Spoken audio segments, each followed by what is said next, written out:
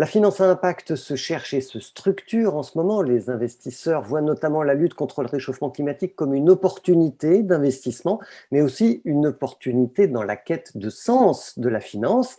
On en parle aujourd'hui avec une spécialiste du secteur. Bonjour Sandra Bernard-Collinet. Bonjour.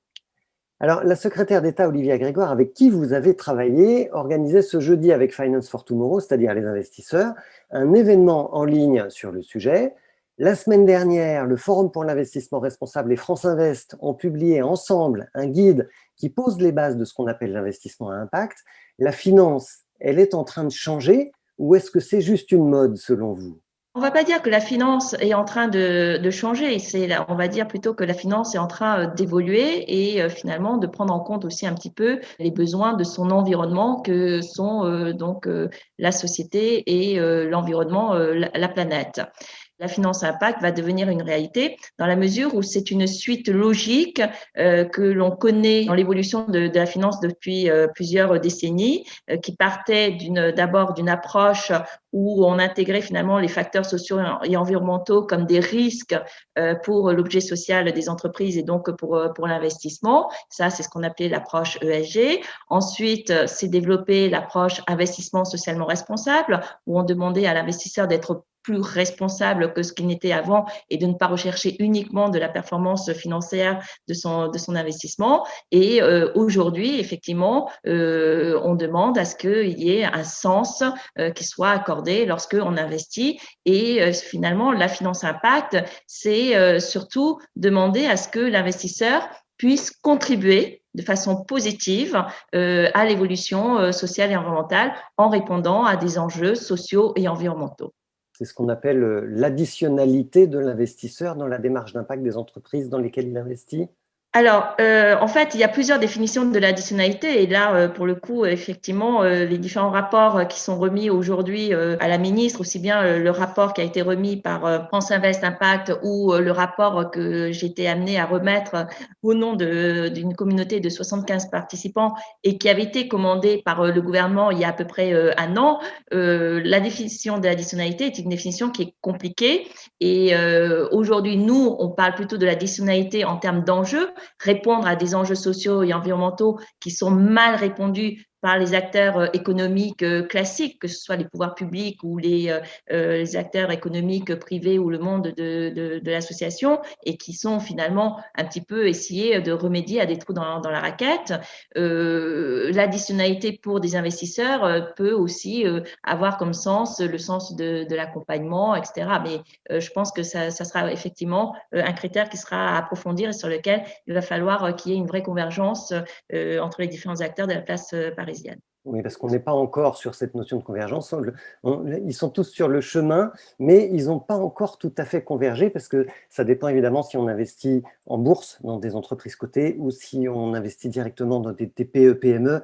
Les réflexes sont assez différents dans la famille des investisseurs. Alors effectivement, il y a un certain temps, il était de bon ton de dire à une société qui est cotée ne peut pas être un acteur de l'impact et ne sont aujourd'hui que des nouveaux entrepreneurs, les nouveaux entrepreneurs de l'impact, donc plutôt des startups qui peuvent faire de l'impact.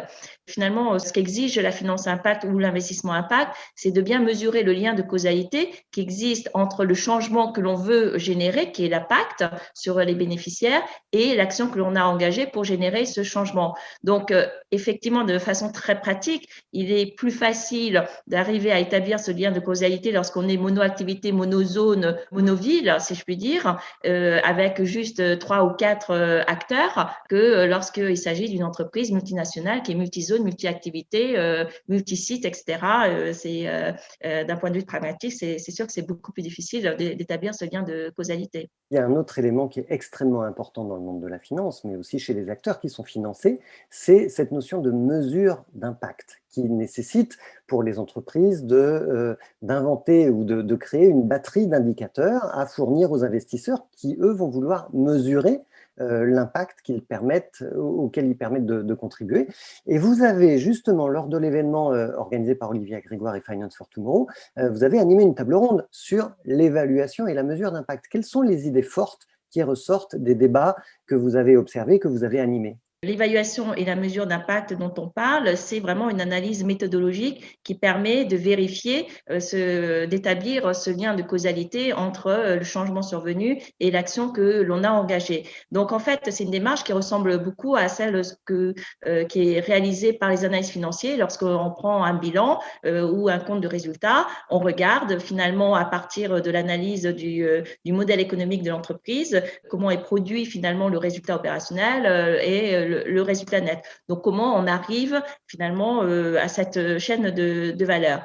Sur la table ronde de ce matin, ce qui s'est passé, c'est que, en fait, la problématique qui se posait, c'était que on a déjà des méthodologies qui existent et qui ont été utilisées par des acteurs éminemment reconnus que sont les acteurs du développement, avec notamment les méthodes randomisées, mais aussi les acteurs de la recherche et la recherche pharmaceutique. On le voit bien dans la recherche du vaccin, qui utilise aussi la méthode randomisée, mais aussi les méthodes utilisées par les politiques publiques pour évaluer leur impact avec le SROI, les méthodes qui sont utilisées aussi par le monde de l'économie sociale et solidaire avec la Outcomes Star. Donc, je suis désolée d'employer des termes anglais, mais aujourd'hui, c'est compliqué tout ça. Hein. C'est finalement des termes qui sont assez utilisés. Hein. Et à côté de cela, se développe un certain nombre de pratiques qui, donc aussi bien en France que à l'international. Et donc, aujourd'hui, en fait, le challenge, c'est de se dire, est-ce qu'au niveau des pratiques, est-ce qu'il ne faut pas, finalement, pour pouvoir bien comparer les différentes activités et les impacts générés, est-ce qu'il ne faut pas avoir une pratique qui devienne un standard au niveau international, qui soit finalement adapté pour les investisseurs, mais aussi pour les entreprises? Parce que vous avez parlé des acteurs de l'économie sociale et solidaire qui nous intéressent aussi beaucoup chez Mediatico. Est-ce qu'il y a là une opportunité pour eux? Est-ce qu'il y a un changement de positionnement auquel il faut se préparer? Comment est-ce que ça va se passer pour les entrepreneurs et pour les acteurs de l'économie sociale et solidaire en particulier? Je pense qu'en fait, et c'est un petit peu le rôle qu'on leur avait donné dans le cadre de la mission qui avait été commandée par le gouvernement, on a les acteurs de l'économie sociale et solidaire au regard de leur passé, de leur expérience, de leur connaissance du terrain, justement de ces fameux enjeux socio-environnementaux qui sont mal adressés par les acteurs économiques classiques, ont véritablement leur carte à jouer et apporter justement leur connaissance en termes d'évaluation et de mesure d'impact. Et en l'occurrence, on voit bien que ces acteurs finalement préfèrent avoir des pratiques qui soient adaptées, donc d'avoir une diversité de pratiques en termes d'évaluation et de mesures d'impact et qui répondent à quelques grands principes méthodologiques généraux plutôt que qu'on leur finalement impose une méthode mondialisée en termes d'évaluation et de mesures d'impact. Et en ce sens, on comprend finalement les deux points parce que la finance a toujours été amenée à réfléchir en termes de logique mondialisée, paroles, enfin vocabulaire commun, comparabilité, etc. Le monde de l'économie sociale et solidaire est finalement un monde qui s'occupe plus de justement des spécificités locales et donc qui est un petit peu aux antipodes de la logique mondialisée de la finance. Et parfois plus concret, plus compréhensif aussi pour le grand public dans ces actions que le monde de la finance.